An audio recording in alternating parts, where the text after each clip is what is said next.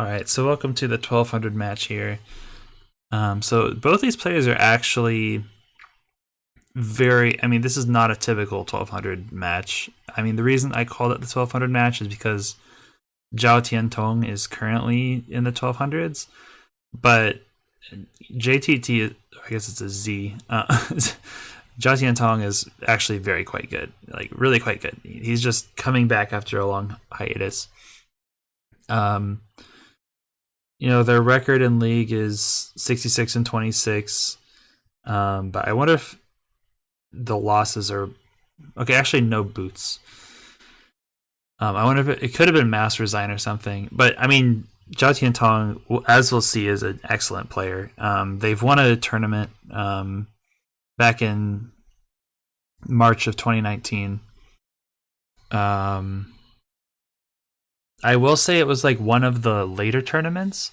So like the way it worked is at the beginning, the monthlies were completely stacked with everybody showing up and going crazy. And then towards the midlife of the tournaments, it was Blickwinkle and a few others just dominating.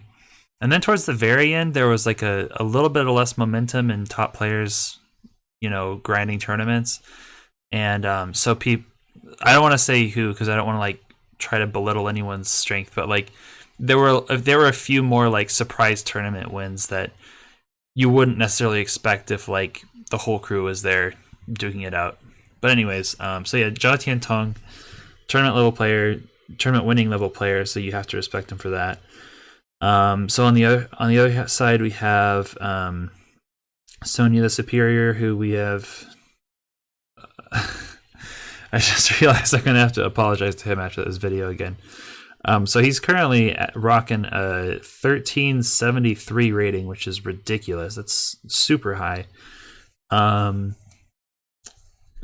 Just to think that I used to be able to beat him pretty regularly, but now it's definitely really hard to beat him. So yeah, he has tons of games played. He's only been playing for like 3 years too, and he's racked up tons and tons of games.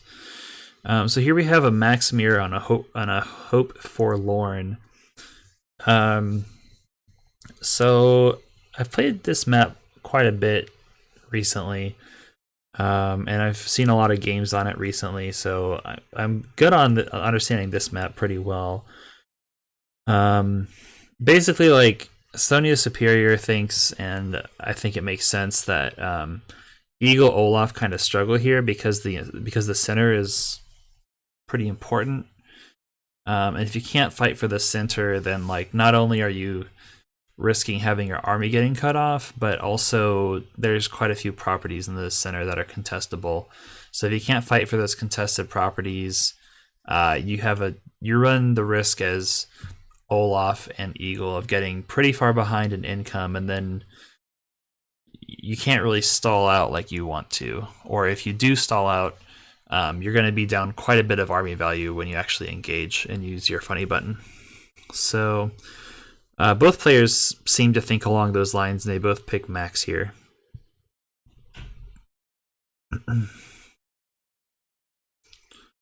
Okay, I wonder if it's actually something that has to do with something in the change log, something they changed on the site so that you can't do turn by turn.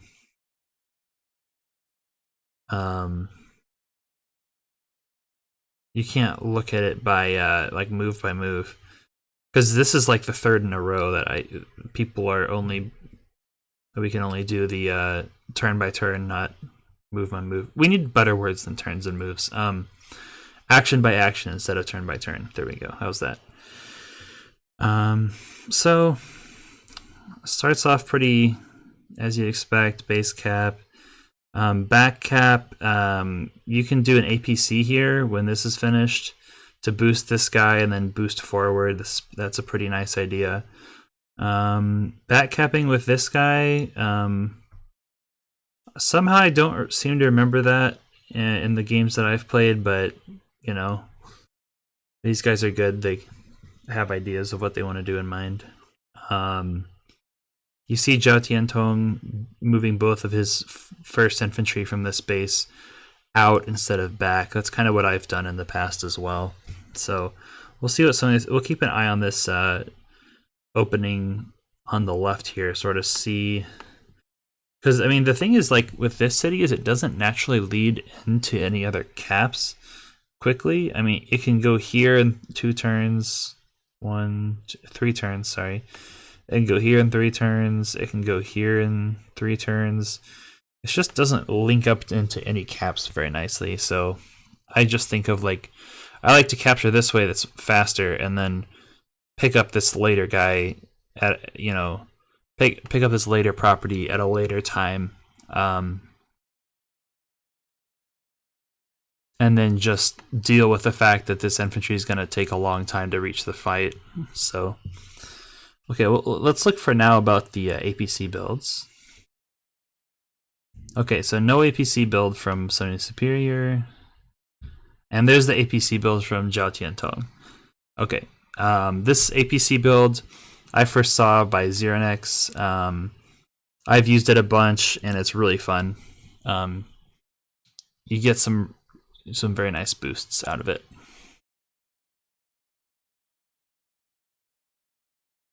Okay, and so Sonya Superior actually goes Recon to punish the APC. You see this a lot as like a theoretical idea. Going for it, though, can be challenging. I mean, Recon's still suffer in Standard for the fact that, like, if there's a tank to cover it and it only does, let's say, like 2 days worth of income delay, then it's like you're sacrificing 4k for 2k unit value. So you really don't like that. So you want to be able to like bully it safely, which, yeah, against max good luck. So also it's kind of on the opposite side of the map. And I generally see the APC boosts going more in this direction than taking the center south. So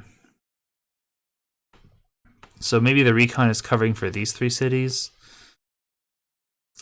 I'm not sure. We'll see what the Recon does. Everything else looks pretty normal, though. I see. So this infantry came from... This is the first infantry built, and then went here, here, here. And it's going to get that one. So that's actually like a pretty decent forward, vaguely contested property you're getting early. So yeah, that makes sense. Seems reasonable. Okay, so Jiao Tiantong does a great job moving the APC. We'll just look at it because it's cool.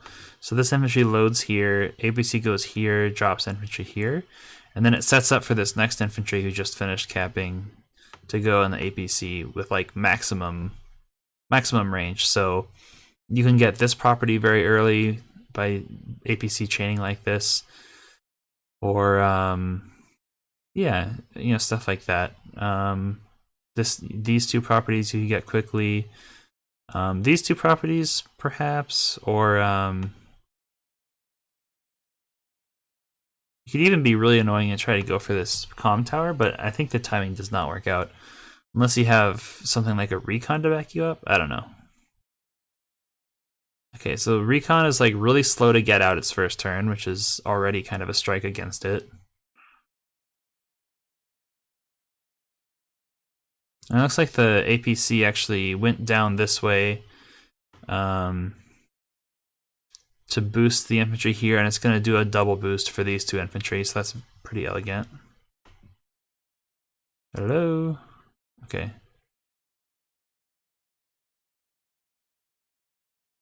Okay, so it boosts... It actually doesn't do a double boost.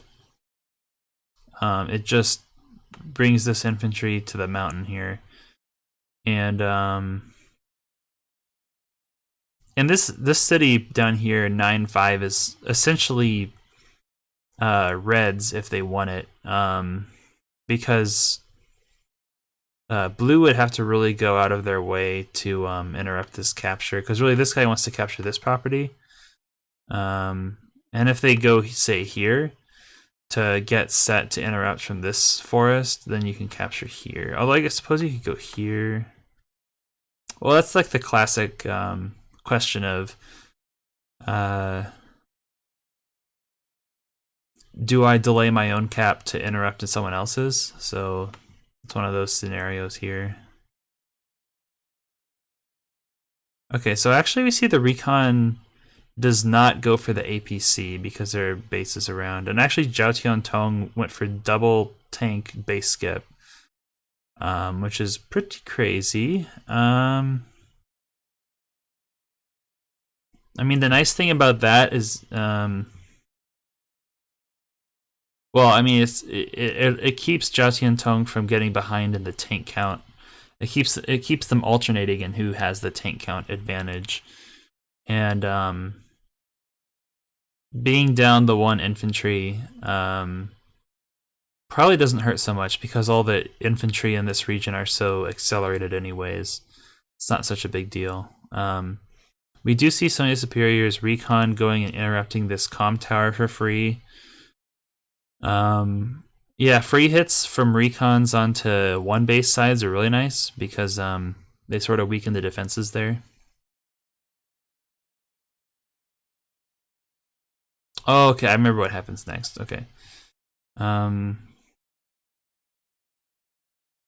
So yeah, basically Zhao Tiantong now has, like, because of the base skip, has the advantage in the tank count, like build after build. And then there's actually a really nice, cool idea here that happens with Zhao Tiantong. Not quite yet. But like the tanks taking a pretty good dividing line between, like, they take both a bit of center control as well as like threatens this upper area here.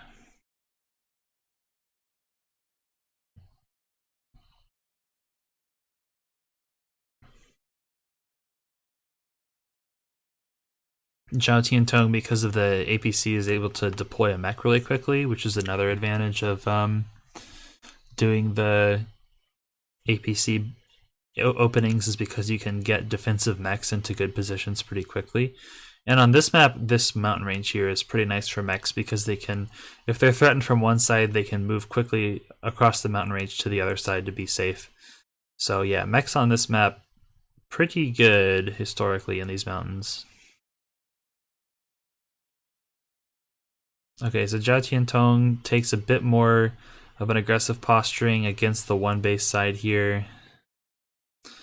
And then I remember critiquing Sonia Superior at one point about their lack of builds. No, okay, I guess it's not yet. So I guess on both sides we're seeing Zhao Tiantong threaten the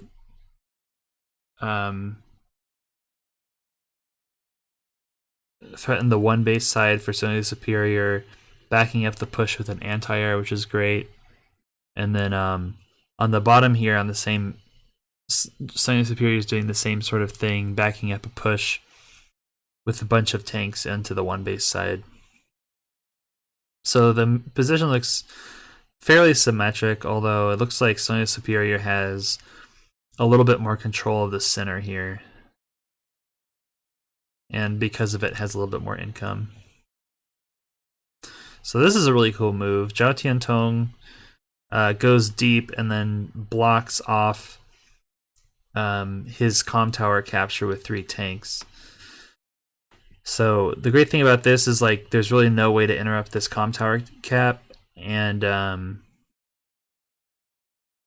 so he'll be up 2 comm towers to 0 as max, and max tanks at 4 comm towers is a force to be reckoned with. While at the same time, Zhao Tiantong builds a stealth from the bottom here. I think the idea with the stealth is, like, it's kind of a get off me unit. It's saying, don't push me any further or else I'll stealth up. Or it's like, don't push me any further or else I'm going to get free shots on you with my stealth. Which is pretty intimidating because, like, it can just yeah, it can just like hit tank after tank after tank if you let it.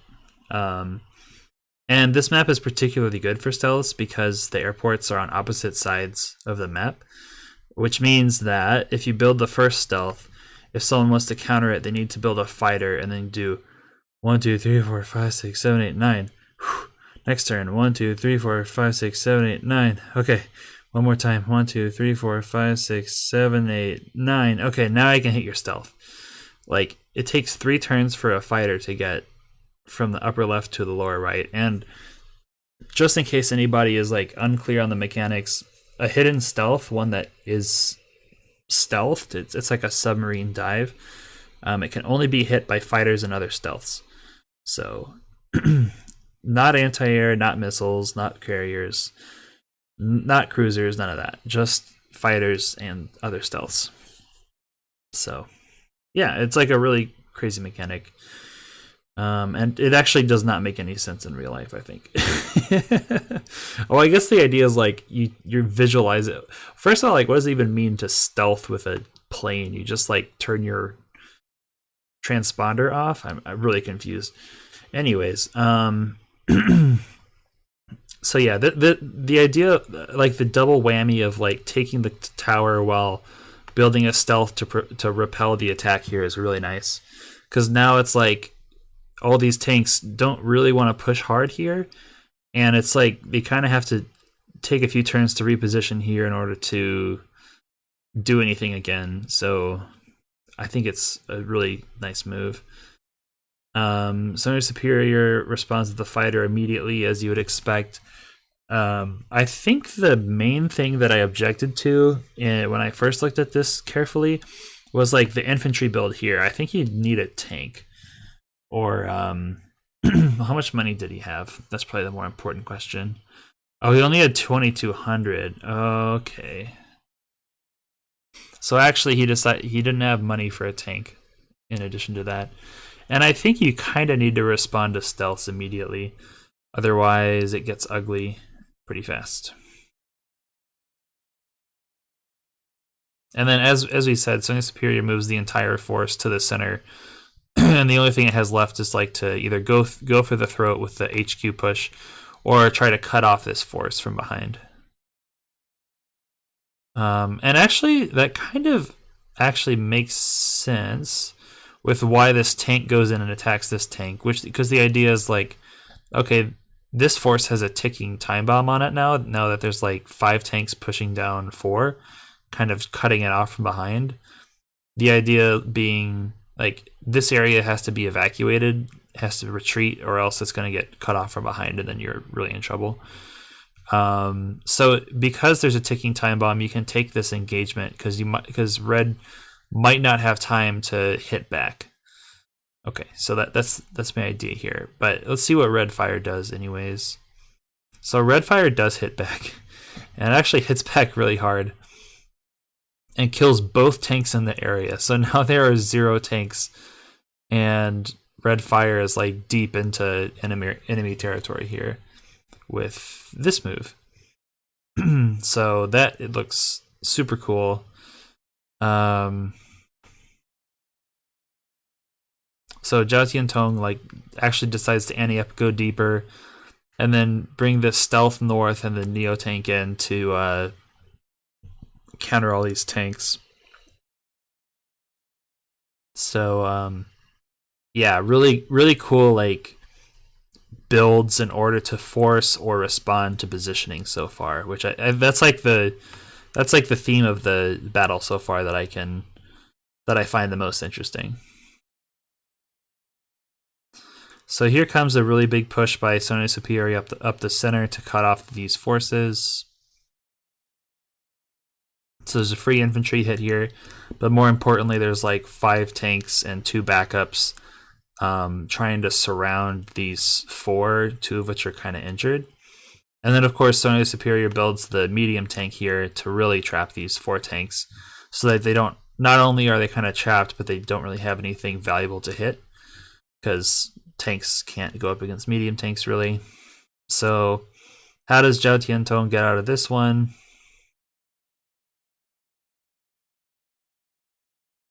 So this is like a pretty complicated turn, I'm sure, to calculate. The main idea being like, I want to bring my tanks back to the middle, get my Neo tank involved, get my stealth involved, and like kind of collapse on this position here, and so I can safely rescue my troops while holding on to the comm tower if I can. So Sony Superior finds a really big power turn. Looks like they kind of go deep, kill 2 tanks. Okay, well they kill the anti-air, they do big damage to the anti-air, and then find a power turn onto the tank, but and then also go for this double capture here. 1, 2, 1, 2, 3, 4, 5, 6, 7. Okay, so actually with the power, this guy hits this tank.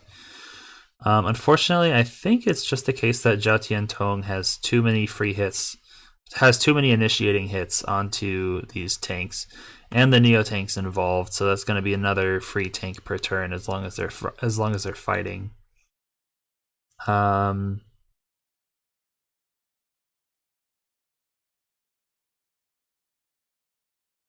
So really, like we can already see that Zhao Tiantong is going to have one hell of a turn here.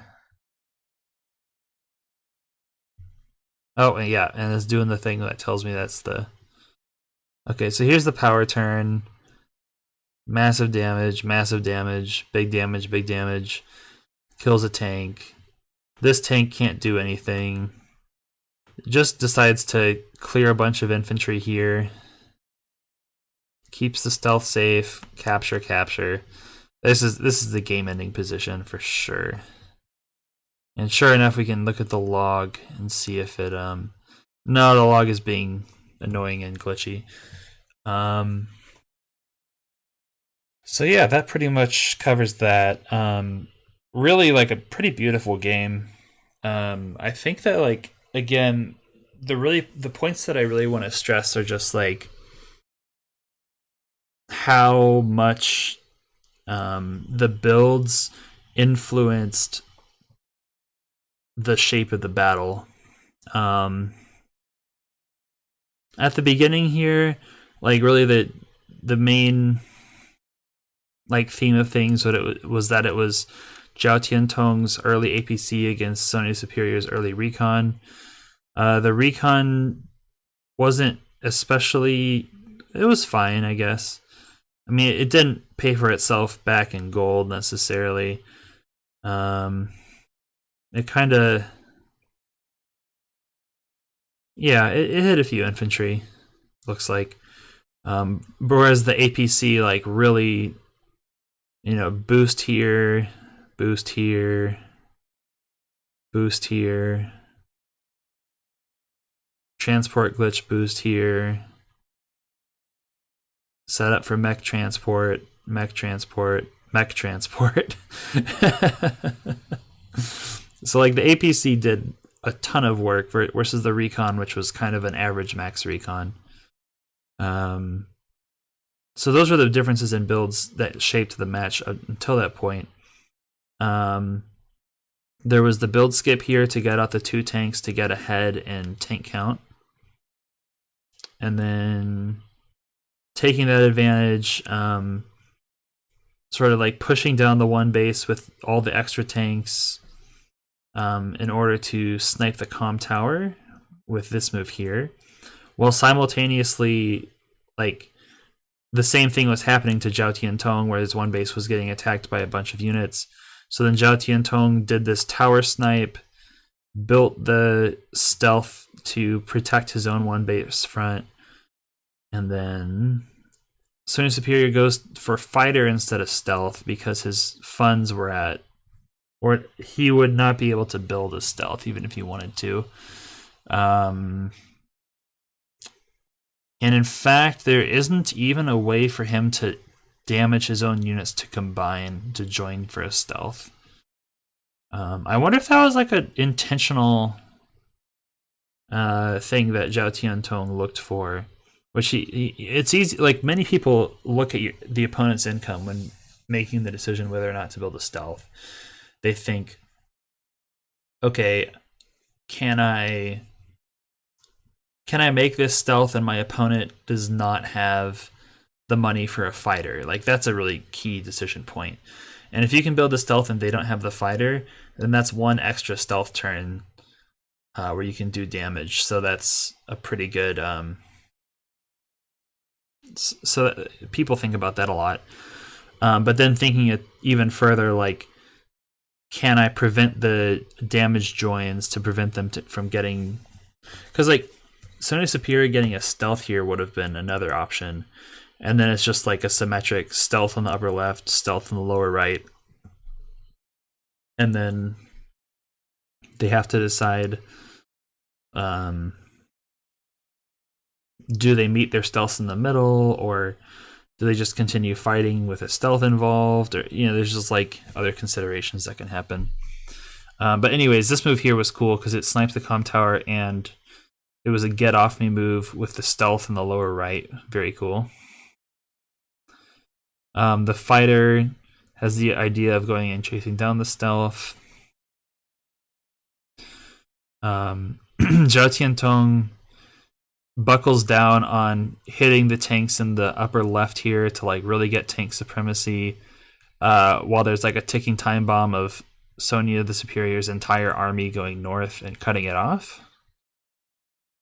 Here comes the big bad forces, the cutoff forces, medium tank to force these to sort of squeeze this clump of units here to out, or else medium tank gets free hits. Zhao Tiantong finds a really nice defensive move, and then also built a neo tank to like sort of trap the trapping tanks. Sonya Superior kind of finds an attack that he has to do in order to not die immediately, to double comm tower deficiency, and like you could ask if Sonya Superior had another move available, but really like it didn't look so good.